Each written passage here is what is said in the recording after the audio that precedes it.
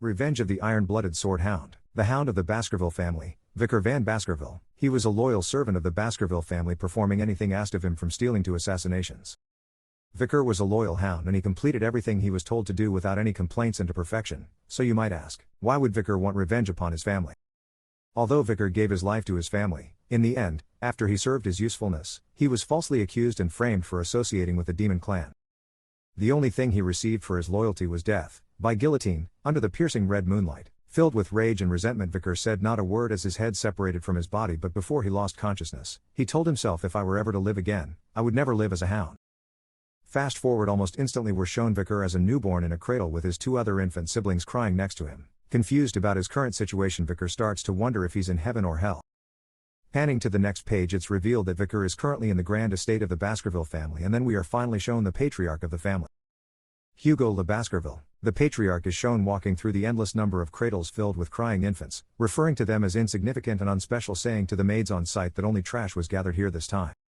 As the patriarch walked around the remaining children staring and disgusted, he stopped at the only child that didn't make a single sound, our main protagonist Vicar Van Baskerville. Still referring to him as trash, the patriarch points out the fact that Vicar was the only child that wasn't crying. The patriarch then instructs the servants to move the children into the cradle of sword.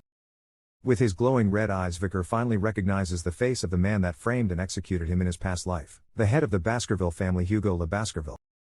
Pointing out that the patriarch looked way younger than what he remembered, and while putting the pieces together, Vicar finally realized he had regressed and was in the body of a newborn. Fast forward to the next page, we finally get a glimpse into Vicar's former life before he regressed. He was born from an illegitimate family and received training in a poor environment. As a hound, he had to be devoted to his mission, whether it be assassination, intelligence, ambush, threatening, etc. A hound's job was to take care of all kinds of dirty work given to them by the patriarch and the people in power within the Baskerville family.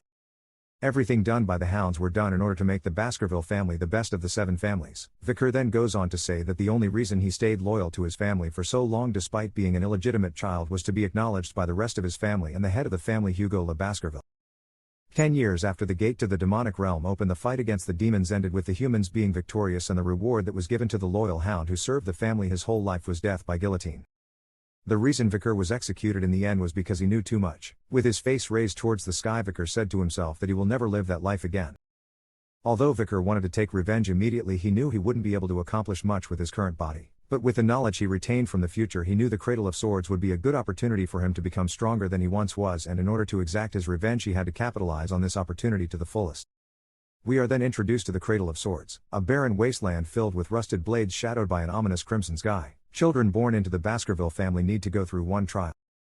They were thrown into a maze of swords, and after going through the swords, they had to arrive at the Styx River to be examined for their talent. The Styx River is a legendary river that turns the bodies of children into iron. However, there is a limit to how many children it can affect. With the knowledge Vicar kept from his past life, unlike his brother and sisters, he was the first one to crawl through the mountain of swords in his way. While receiving many cuts and bruises, he eventually reached the Styx River, and to the surprise of the patriarch and the servants around him, Vicar jumped straight into the river without any hesitation. As Vicar began to fall deeper and deeper into the river, the water began to seep into his body and bones through the multiple cuts all over him, and the longer he went on, the stronger his body became. After a while had passed, the servants started to beg Vicar to come out, thinking that he'd die in the water if he stayed any longer. The patriarch then turned to the head butler next to him, Barrymore, and asked him how much time had passed since Vicar had entered the river. Barrymore responded, revealing that Vicar had spent around 7 minutes in the river, which left a big grin on the patriarch's face. With a satisfied look on his face, the patriarch tells Vicar to come out of the river. Hearing the patriarch's voice, Vicar was surprised, but he wasn't going to let this once-in-a-lifetime opportunity slip past him, and so with one final breath Vicar drank as much of the river as he could, before he eventually passed out.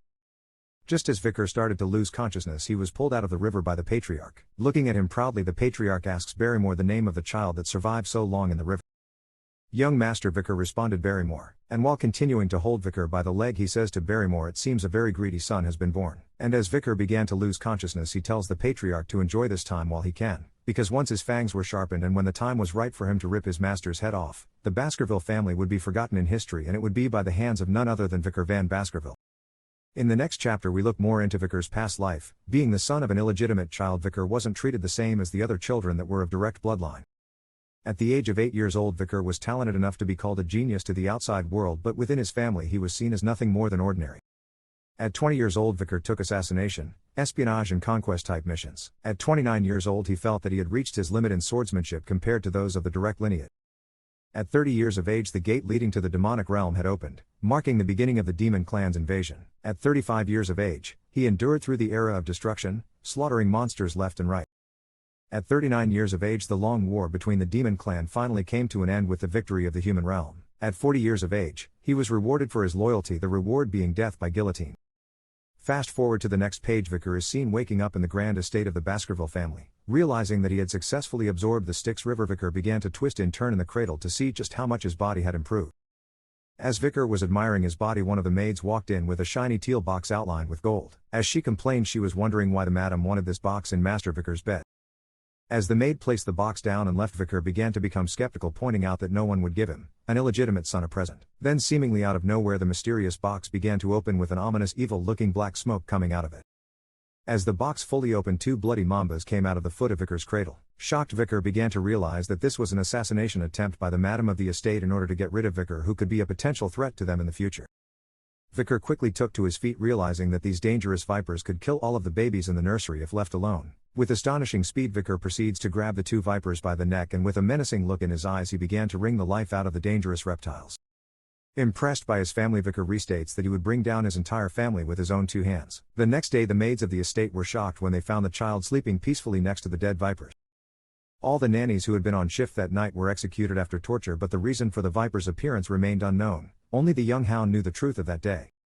Fast forward 8 years later, we are shown a boy with dark black hair seated in the furthest bottom right corner of the classroom with his peers. The instructor, addressing them as young masters, states that they would be learning about the levels of swordsmanship. If you cannot yet imbue your sword with mana, you are considered a sword beginner. If you reach the level at which you can infuse the blade with a little bit of mana, you are considered a sword expert. When the blade emits mana in a liquid-like aura form, you are considered a sword graduator. And lastly, the level at which the aura is solid and the form can freely be changed is called swordmaster. The strongest of the Baskervilles, Hugo, had already attained the level of swordmaster. Pushing up his glasses, the instructor notices that Vicar was lost in thought again. We are then shown our main protagonist 8 years later, a very slender body covered by a black uniform with a red lining to complement his piercing red eyes and messy black hair. The instructor then goes on to talk about how Vicar was able to earn a strong physique after diving into the Styx River for 7 minutes. Unlike the other children, Vicar only needed to be taught one thing for him to learn 100. He was much more talented than his peers. Panning back to Vicar, we see that even after 8 years in his new body, the only thing on his mind is killing the patriarch of the Baskerville family. And just before the next scene, we are shown 3 blonde-headed boys with the same face and the same crimson red eyes as Vicar, with the only thing differentiating them being the little tips of hair sticking out in front of them, staring towards the direction of Vicar with an evil grin on their faces. We move on to the next scene. On the next page, we are shown Vicar being pushed by what seems to be one of the triplets while referring to him as garbage. "I've been hearing some weird rumors about you," says one of the triplets. "Apparently you dived in the Styx River for 7 minutes and strangled 2 vipers to death when you were a baby," said the other. Recalling his past life, Vicar remembers where he had seen the 3 of them from. They were the ones who stabbed Vicar as he was running away after being defamed. He referred to them as the Hugo Le Baskervilles Trident. Highborough, Middleborough, and Lowborough Le Baskerville. The 3 of them, almost in sync, proceed to say they don't like Vicar as Highborough pulls a knife out and directs it towards Vicar. Vicar, seeing this as a chance to put them in their place, doesn't flinch even as the knife is inches away from his face. While still pointing the knife at Vicar, Highborough explains how he heard that the longer you stayed in the Styx River, the strong your body became, which meant you can't be injured by blades. Highborough then instructs Lowborough to grab a hold of Vicar so that he won't be able to move. While covering Vicar's mouth, Lowborough says he'd eat his hat if Vicar was able to survive even 3 minutes without being able to breathe. Deciding to play along, Vicar doesn't move a muscle while being held by Lowborough. 1 minute turned to 3 minutes, and then 3 minutes turned to 10 minutes. In disbelief, the triplets began to realize the rumors they heard about Vicar were true, and as they slowly started to realize they were in trouble, the 2 other brothers directed Lowborough to let go of Vicar. But it was too late. Without them noticing, Vicar had bit off Lowborough's finger in one fell swoop. As their brother screamed in pain, Middleborough asked Vicar what he had done. And with a feral look in his eye, Vicar responded saying, "What? Didn't you say you'd eat your hand?" And with sweat dripping down their faces, the 2 other brothers told Vicar that they weren't scared of him, while Lowborough truthfully and comedically stated that he was. His other brothers then proceeded to turn to Lowborough, telling him to calm down, reassuring him that the priest would be able to put his finger back in place. Just as the triplets were getting ready to leave, Vicar asks them, "Who let you guys go?" Highborough quickly clutches onto his knife and stabs Vicar, reminding him that they were a year older than him, and to his surprise the knife didn't pierce Vicar's steel-like body. In fact, the only thing that was damaged was his uniform. His body had remained completely unscathed. While staring into the eyes of his older brother, Vicar reminds him that they seemed to be the ones that had forgotten. Power and talent were the only thing that mattered within their family. Age meant nothing. Vicar then grabs and disarms Hybaro with ease, and just before he could let out any more screams, Vicar looks down on his older brother with a look similar to that of a predator looking at his prey, and as he gripped his older brother's wrist even tighter, he says, "Let's keep playing until the end." Hey guys, if you're seeing this message, that means you made it to the end of this video. I just wanted to say thank you for watching, and if you could please leave a like, comment, and maybe even hit that subscribe button, that'd be greatly appreciated. I've read a ton of manhwa and manga over the years, and I figured more people would be interested in them if they knew what they were about. If you have any suggestions for future videos or want recommendations for a certain genre you're interested in, hit me up in my links below. Take care and peace.